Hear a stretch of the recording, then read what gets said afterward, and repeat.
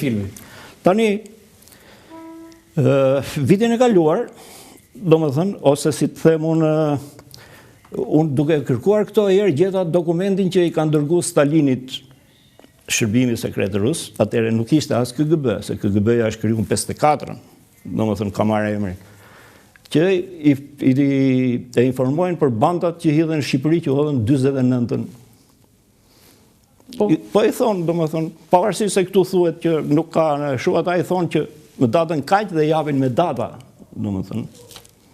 Stalinit. Stalinit? Po. Tani... Nga e dinin ato data? Po i këshin marrë informacionin ato. Nga kush? Nga filmi, se a ishte atje. Ti e duke thënë që informacioni që a dhënë Stalinit i këshin marrë nga kim filmi? E thonë ata informacioni, thot, ka njoftuar filani, por Stalinit nuk i jepe, domethënë, gjithë materiali. Edhe tek ne, për shembull, kjo përdori, i koncentruar, kështu, detaje, gjëra të rëndësishme jo ishte ky. Po, dhe nuk i merrin. Dhe japin Stalinit atë që kështu, se thuhet jo kështu s'ka dhënë ose këtë. Ai i ka dhënë me data. Me data? Po. Kim filmi? Bile, më vonë do të them, i ka dhënë edhe me vende ku do zbarkonin datën, armatimin që kishin dhe itinerarin që do ndiqnin.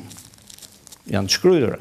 Tani, më falë që të them, po një studius që unë e kam për zëmër dhe unë e vlesoj, si Irakli Koçollari, në librin e vetëm që ka Shërbimi sekret shqiptar, vetëm ai ka libër. Tani tjerët mund të thonë llafe lart e poshtë, po ai ka bërë studim të mirëfillt dhe se kam lexuar në fakt. Se ke lexuar? Jo. Po çfarë përkthen ti? Unë përkthej këto të tjerat. Përkthen, mirë është ta kishe lexuar. Se kam lexuar atë që flet për shërbimin me Anglinë me këto, kështu? Jo, ai ka 2 libra, sepse një e ka të posaçëm vetëm për këtë operacion, por një është historia e Shërbimit sekret shqiptar. Por, jo, po thosha këtë që ai i shpreh bindjen, ne kemi pasur edhe debate me zotin Koçollari edhe të tjerë. Ai shpreh bindjen që është aftësia e sigurimit të shtetit që dështuan operacionet e CIA-s. Tani thash do flas edhe pjesa e filmit dhe pjesa jonë, domethënë. Por thash që është botuar dhe një libër me rastin e 100 vjetorit të lindjes Kim Filmit. Unë e kam librin rusisht, ma kanë sjellë. Në rusisht? Po. Aty ka shumë gjëra, domethënë e thot hapur, është një historian që ka bërë libra për shërbimet sekrete ruse, flet për personazhe, Abelin, domethënë. Abelin, po. Po, edhe Abelin. Edhe thot, aty thot, Kilbi thot ka njoftuar me hollësi, domethënë për... E shkon aty, Po, domethënë. Po kë njofton dhe filmi? Shko, fillimisht, kur ka ikur filmi në Shtetet Bashkuara të Amerikës, 49-ën, se 49-51 ka qenë periudha që përgatiteshin. Do të filmi ikur në SBA që ishte në ambasadë, mos gaboj? Jo, ishte si përfaqësues i zbulimit më i gjashtës. Pranë, domethënë CIA-s, se CIA janë 47 nuk krijoa, domethënë për të koordinuar veprimet e operacioneve në vendet e lindjes, sepse nuk ka dhënë vetëm për ne, ka dhënë dhe për Ukrainën, se në Ukrainë për shembull ka pasur një rezistencë shumë të madhe ndaj regjimit sovjetik. Ishin domethënë në bataljone. Okej, po rrim këtu, domethënë ai ishte drejtuesi i operacioneve. Ai ishte kryesori sepse ja jepnin atij të gjitha dokumentat. E thon vet ata, domethënë që kanë punuar. Ne ja jepim gjitha atij. Ja jepim gjitha atij. Do të gjitha informacionet e operacioneve që bënte CIA dhe MI6 në vendet e lindjes i jepnin i merr tek filmi. Kim filmi? Po. Po ai pastaj si sillte në Shqipëri? Se kjo është ajo që s'është e qartë. Kur vajti Kim filmi, shikoj ai nuk bënte edhe takime kështu fizike për të dorëzuar material. I bënin në vend sekret me tjera. Si ishte i padukshëm kuptimin invisible. Kur vajti në Amerikë, ishte problemi se këta duhet ta merrnin lidhje, kush do ta shoh. Dhe kanë dërguar një muzikant me emër tjetër, domethënë, vajti ai atje, filloi punë profesor në një... Ku? Në Amerikë? Në Amerikë. U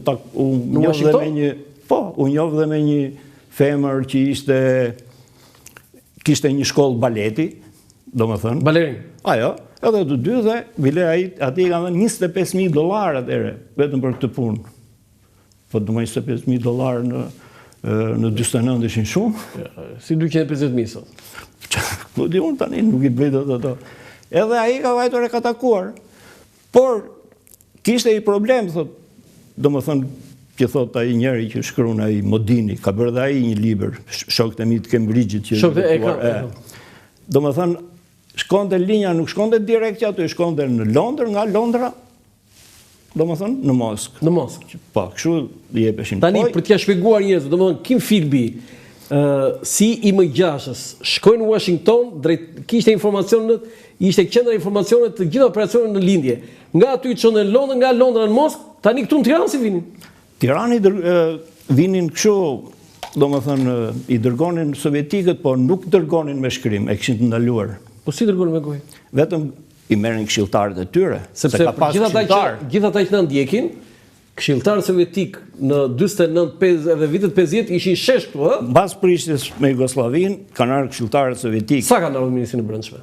Me numër nuk mund. Po jo, shumë e procedurueshme. Por në çdo deg të drejtorisë sigurimit kishte nga një këshilltar. Në çdo deg, jo të brendshme, të qendrës. Pra deg të qendrës, të Ministrinë e Brendshme. Kishte nga një këshilltar. Deg do të thonë seksion. Sektor. Sektor. Kishte nga një këshilltar. Këshilltar rus. Dhe tani si merrin nga Moska? Ata se si i dërgonin me ambasadën. Se ti the që nuk shkruaj. Jo, e kishin ndaluar, e kanë. Do të thënë, arsyeja pse ne nuk kemi një dokument, zoti Bregu, që Kim Philby ka dhënë informacion për operacionet e CIA-s, është pikërisht kjo që thua ti, që ai kishte ndaluar të jepte me shkrim. Jo ai. Po kush? Sovjetikët vetë nga qendra, nga Moska, kur i dërgonin këtu, do më thënë, ja jepnin këshilltarëve tyre, edhe ai i krifnin, do më thënë, nuk i selektonin, sepse nuk e jepnin gjithë me ullësi, se aty mund të kishte shumë gjëra. Këshilltarët rusë? Këshilltarët tani, do më thënë, bisedonin me oficerët e sigurimit. Jo me oficerët e sigurimit, ata bisedonin për shembull me ministrin që ishte Mehmetçeu, Kadria Zbiu që ishte zëvendës, ose me këta. Dhe Kadria Zbiu ishte dhe drejtori i sigurimit.